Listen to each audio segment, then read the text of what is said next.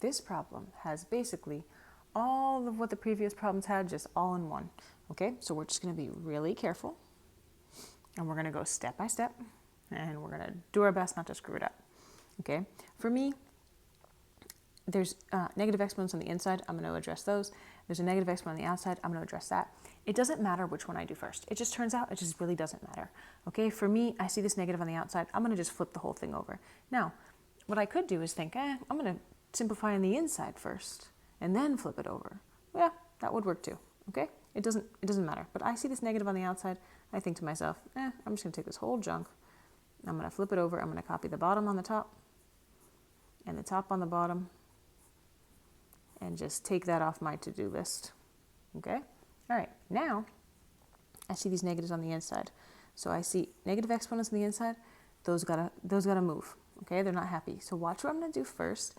And hey, I think this is really important because I've noticed a lot of people, it's just easy to make mistakes once we start moving things.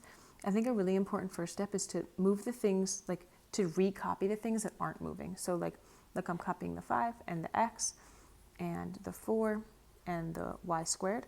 Those are all the things that are not moving, and now let's move things. So this y to the negative 4th was not happy on the top, but it's going to be happy down here on the bottom. And this x to the negative 3rd was not happy on the bottom, but it is going to be happy up here on the top. Okay, and I want you to notice something.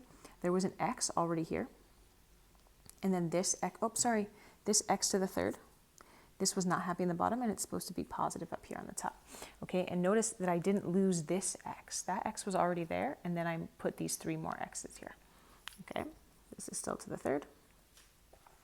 We have some simplifying to do before we take it to the 3rd power, because up here, okay, let me check my fraction. 5 over 4, does that simplify? No, 5 and 4 can't both be divided by the same thing. Okay, this is x times x times x times x. Okay, that's a total of 4 x's being multiplied. Down on the bottom, I have my 4, and then this is y times y times y times y times y times y. That's a total of 6 y's. Okay, and now let's do it to the 3rd power. Okay, this is a great opportunity. You could write this out, totally fine. Look, I'm going to do it without writing it out. Okay, so I'm going to just hold it in my head. So I'm going to picture it, write it out, right, written out, right? So I'm going to do, imagine this is 5, and there's another one. 5 times 5 times 5. Okay, that's 125.